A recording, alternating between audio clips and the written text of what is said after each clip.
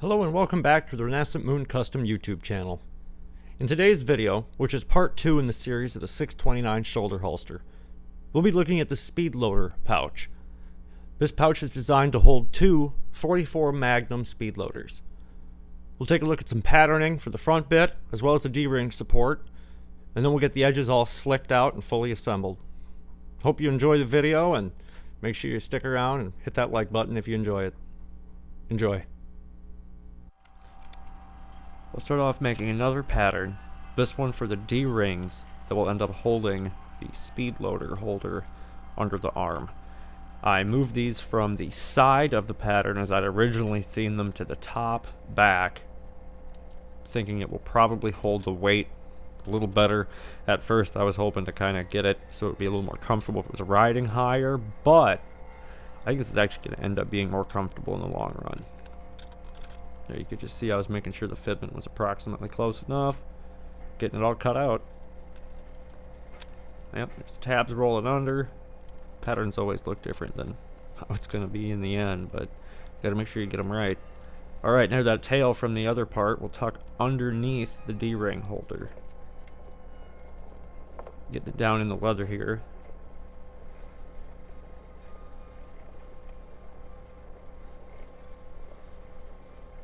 With this one, it wasn't really necessary to have it facing one way or the other, as it is just symmetrical. You can see here, trying to really use all the little leather bits you can. You don't want to have big pieces of weird cuts if you can avoid it.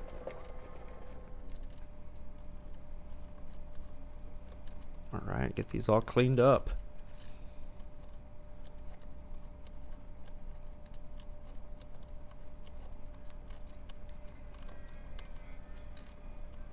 It's really nice to have a couple different tools here. You can see we've got the X-Acto knife in the retractable handle, as well as the other nice, well, more proper leather cutting tool, but that X-Acto knife gets in those corners pretty good.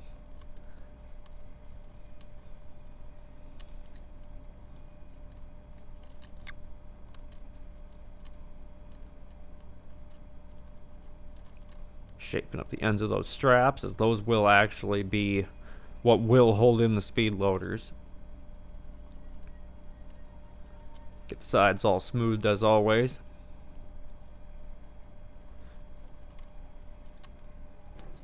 This leather, like some, will have a tendency to tear when you're going around these edges at different directions, so I had to come back a little bit, you can see in there a couple times, and change the direction I was coming at it to get a little bit of a better result.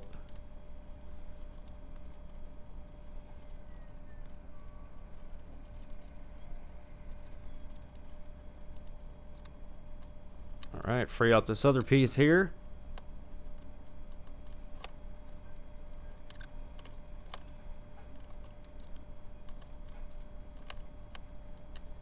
Again, those two different knives really make it easy to get in and get those more precise bits.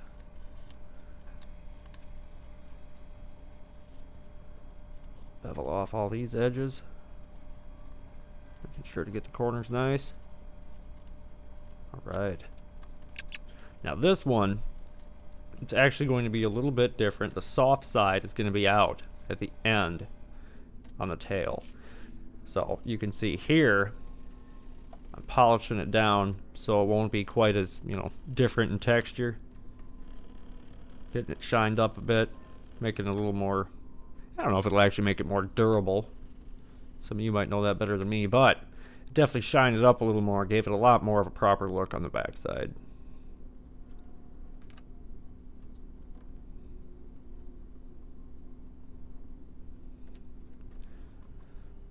And again, like with some of our other pieces we've done earlier, since this will be right up against you, get these nice grooves put in for our stitch to run through.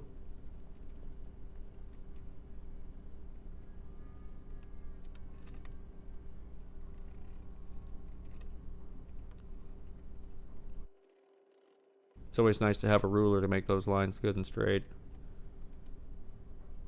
Yep, and there you can see that tail tucks under. Remember to put your hardware in before you sew. And again, some organized grooves. Try to keep the stitching as smooth as possible where you can.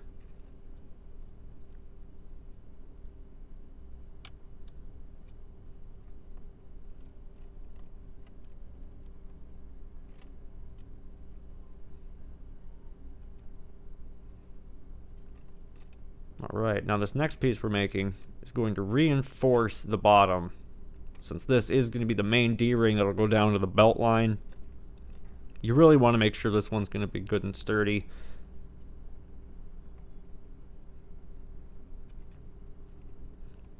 Getting this one all beveled in just so that way it doesn't catch on anything.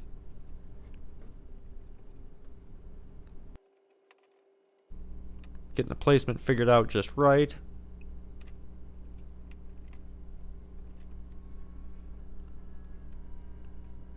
Again, using a little bit of that wood glue. I know there's glue specifically made for leather crafting, but the wood glue really designed for wood fibers works well with the leather fibers. For holsters, it's kind of nice to have that extra bit of resistance in there. The glue does provide that.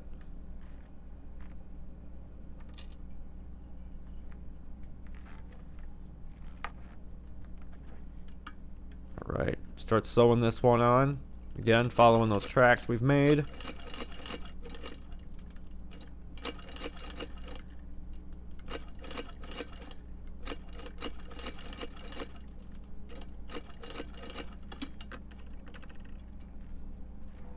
Burn down the ends. I did tie those off, just didn't show that part on camera.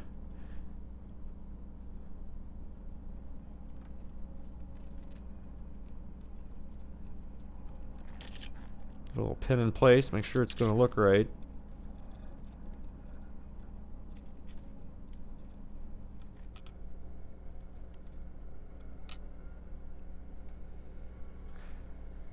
This part I opted for hand sewing, just to make sure we could get it lined up really well, get the tension right where we wanted it.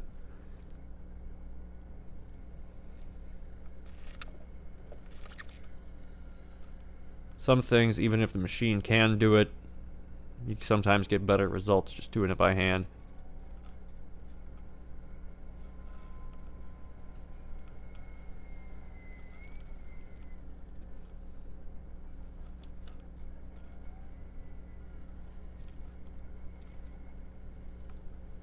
It's nice to see the hand stitching sped up like this. I wish it went this fast when you were actually doing it. It'd save a lot of time. Yep, coming up around the bottom, finishing out this side.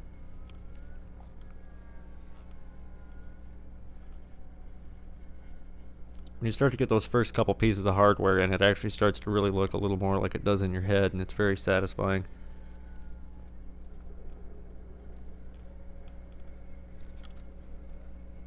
Here we are tying these ones off.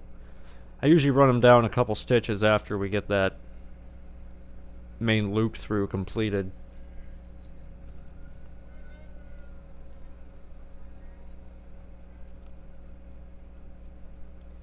Cut these ones down, burn them off, and on to the next bit.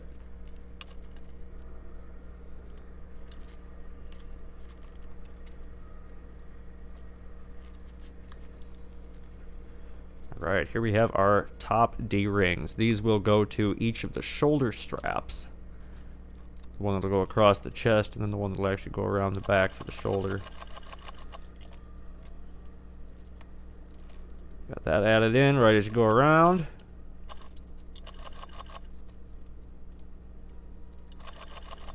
And meet up where you started off. Turned out real good. The little test tug down there. Make sure they were good and secure. Again, tying these ones off.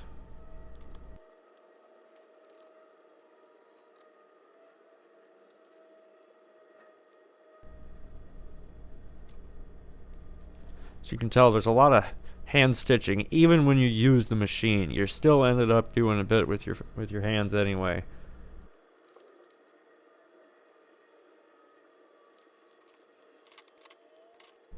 Alright, burn it off, looking at it. Pretty sturdy.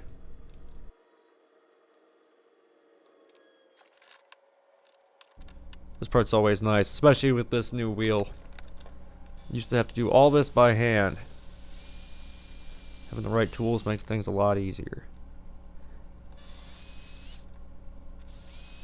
Well, I guess it's still done by hand, but a lot more back and forth. You can see I do that a little bit here later on in the video, just for some of these tighter to get spots, but the majority of it's been done with this. And thinking about maybe building a jig that I could set this drill in, make it look a little more like the fancy drills you can buy online for them, but you know, save a few $100s.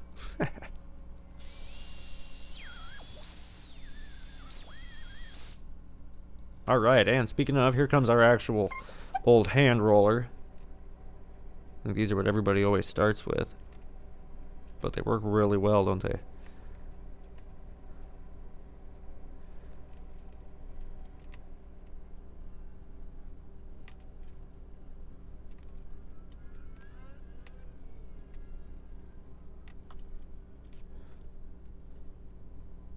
I decided to do these edges once they were already stitched on, and then as you can see, I really kind of beveled them down into the lower level or layer of the leather, so that way I don't know, it really gave it a very smooth slope from one piece to the next. I could have beveled it prior, but I figured it would end up leaving a bit of a gap. This way it actually felt a lot smoother, so unless any of you can give me a good reason not to do it like that again, I'll probably do it like that in the future too. Alright, smoothing off the bottom.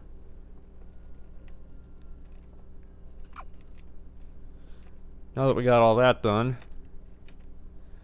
it's gonna be time to start to get these undersides of these straps coated.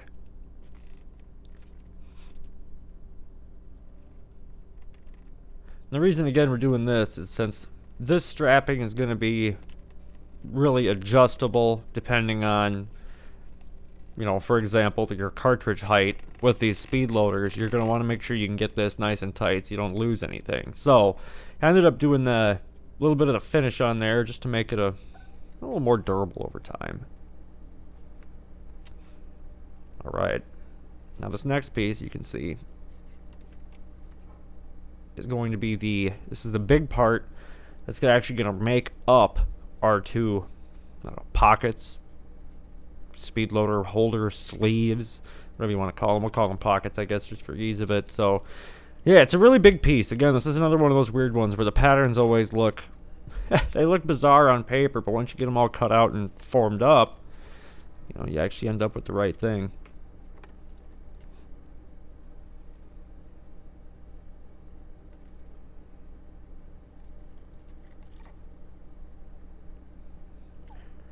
For this, I had the diameter of the speed loader in question being for a 44 6-round. Took that, multiplied it out a little bit, made it work, so we've got the right amount of circumference here on our length. There you can see it's working out, looking right. Folding in these wings on here.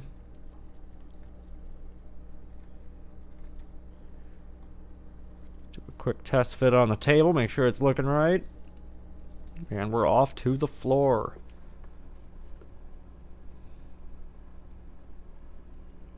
The affectionately called big desk. Can't run out of space on the floor. Alright, get that one freed out of there. Smoothing out the sides.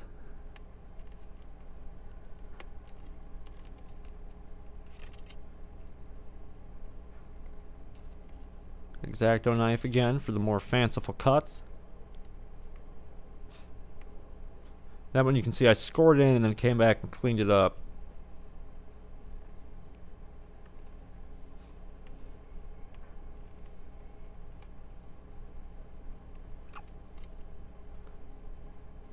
All in all, I like the leather knife better, but this particular version that I have is not as good in the tight spaces. I know there's more, but You can only buy so many tools at once, right? Getting all the edges cleaned up. Again, it's always a satisfying part. You can see I had to do that bottom from both directions to get it nice.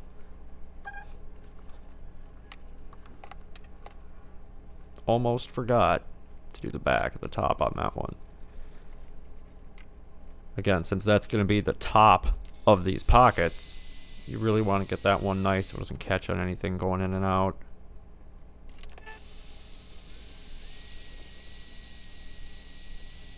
If you do a canvas interior on these, which more like some of the bags I've done in the past, you gotta really make that top edge nice. It's always a lot easier, a lot more pleasant to work with when you don't have to have a canvas interior, and you know, especially for holsters and things like that, it's really not necessary.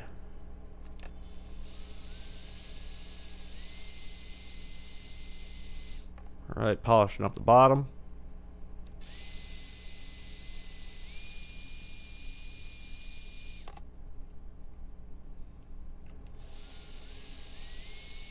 You can see just how shiny that is there on the table when I set it down and it catches that sunlight out the window.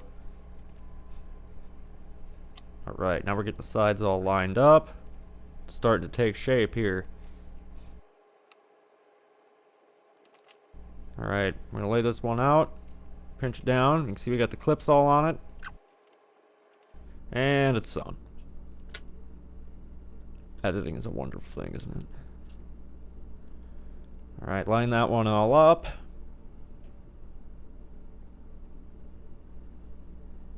Yeah, you can see how nice those cylinders are going to fit in there. Or speed loaders, not cylinders.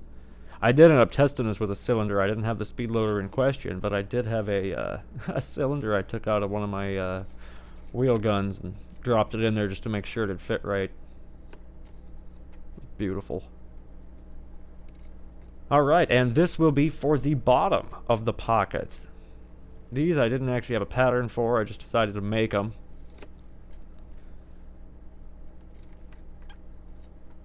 Again, just taking that circle in question, cutting it out, give it a little bit of a square backing so that way you can sew the back up and on. See that right about here, almost. Well, a little more editing, then you'll see it. Yep, there we go. Alright, we're going to put the holes in. Make sure it's lining up again. Yep, we've got our idea solid. Perfect fit.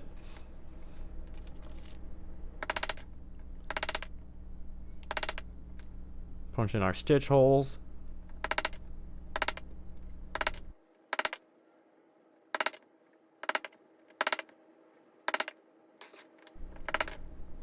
Sending it around the edge. Now you'll notice here that I'm using these solid punches that just punch a hole straight through on these. We're going to use a combination of punches to make sure we get this stitch pattern right. You end up having, when you go around a circle, if you don't space out your stuff right, you have to double up, skip some holes if you end up using exactly the same stitch pattern. So we ended up using one that was a little bit wider on the outer side of the pocket compared to the thinner part of the bottom. Now, there you can see I actually made the pattern, so I can replicate this again for the next build.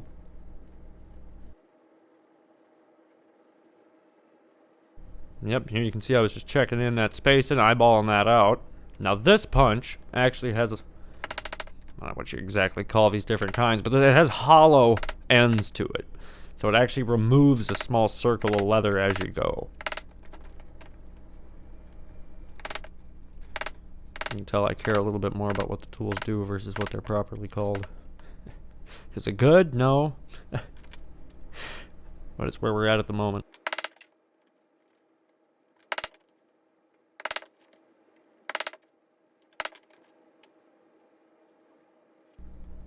Alright, and here you can see we're going to be putting in the bottom of our pockets. Again, getting those stitch lines carved in.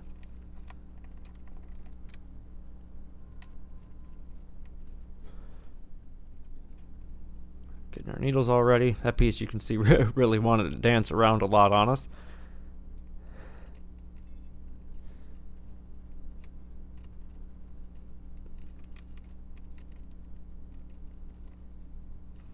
Making sure we get it nice and tight as you go through.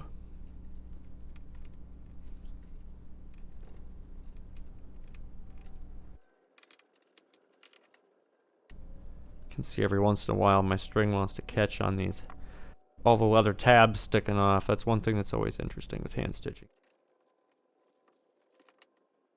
Yep, there was a good one. Alright, and right there we ended up going through about 4 layers of leather. That's where I ended up tying it off, and then you can see I'll take it back and go through. So this way, it's really nice and secure.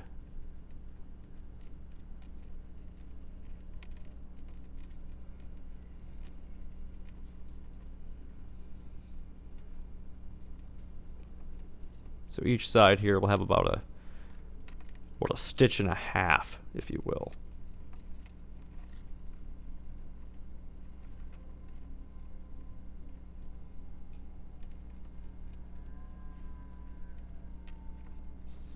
Just checking out our alignment.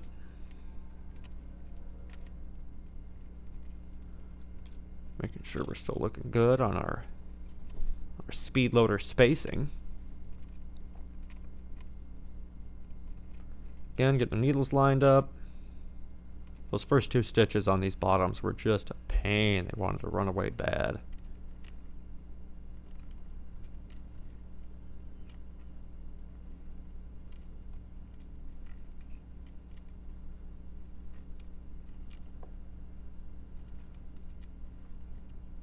Right up at the corner. You can see we're digging through all the long pieces to get that side nice and tight. There it is.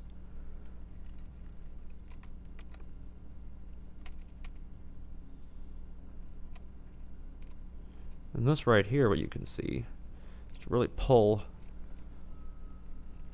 our center right up against that bottom. You can hear the dog in the background there jumping off the couch. Well, maybe you can.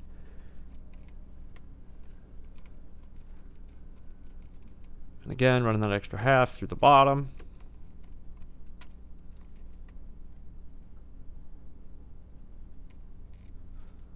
Some people use thimbles, I use pliers.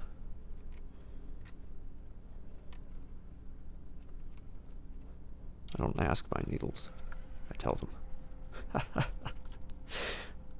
Alright, now here came the really tedious part of this whole half. This was the part that I ended up cutting footage out of here just to make this take even less time on film. This took a minute. You can see I'm using curved needles here to get it to work a little better.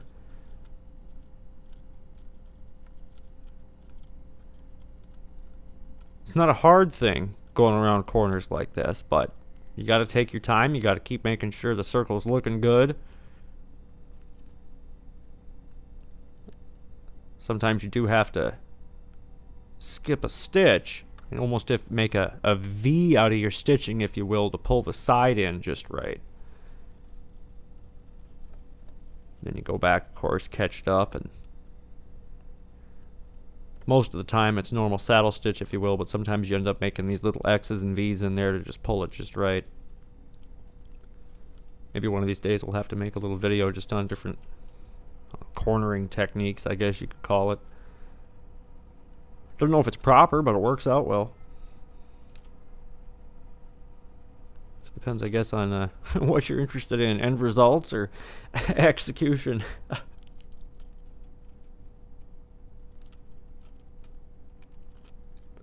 Alright, just coming around the second pocket here.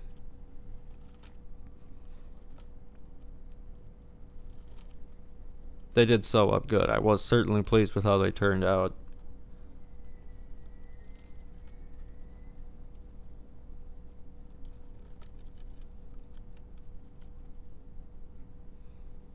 It was at this point, too, it really started to feel like a little container, which was quite impressive. It's always fun when they really properly take shape.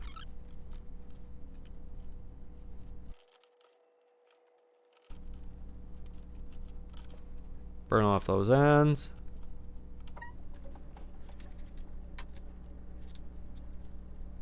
Now this next part, you can see the tab I'm holding right there is still technically a remnant of the old design that I brought through on all these other pieces. I've ended up just using it as a place for a clip or, you know, one of my little clamps here. So it was kind of handy to have during certain parts. We'll end up cutting it off here in a second, but you can see really kind of how handy they were, so that's why I did leave them on, even once I'd changed my mind on the initial sketch.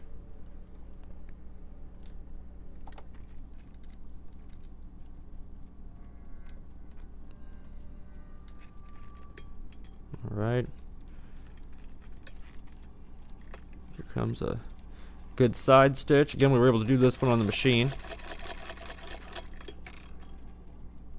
Not getting anywhere too fancy. Good pocket width. And you can tell we had to go from the top down on one and the bottom up on the other. Reason for that, on these machines, of course, I mean any sewing machine, your top stitch is going to look different than your bottom one. Now, is it going to be just as sturdy? Sure. But you got to make it look good if you can. Now here you can see what happens. Sometimes this machine, they have a newer design out. Sometimes this machine, I don't know exactly what the error is, but it won't always get the right tension on that bottom thread. Sometimes there'll be a little loop or two that just don't quite get pulled right. And I think what it is the spring design they had on this machine. The newer one that they offer actually has a little lever that keeps track of this, much more like an old-fashioned treadle machine, if you will. Now here you can see we're coming down. We've got a little bit of the excess leather sticking off the side. That's always what I like whenever you do something for the outside, if you will. If you're coming around one of these pockets, always give yourself a little bit of extra on the end, so that way if you've got, you know, if you're going to go one way or the other, you have more material than less.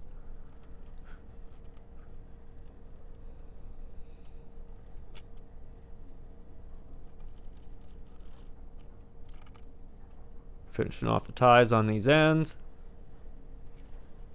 Again, running it up a couple thread notches on each after the knots.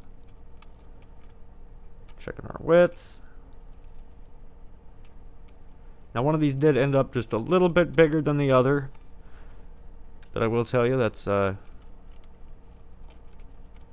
sometimes the nature of a handmade thing. Sometimes you can't get it quite as perfect as you want it, but it really did turn out well. The amount of difference between them is, I don't know, a mil or two, so it's very small.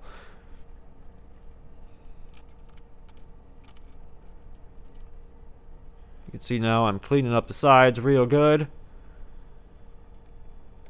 making sure they're good and matched up, so that way when you go around them with the edging tool and the chemicals, it all lines up and gets real smoothed out.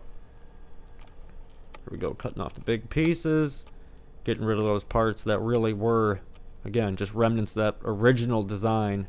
Now we've got our nice straight walls that I figured we'd have.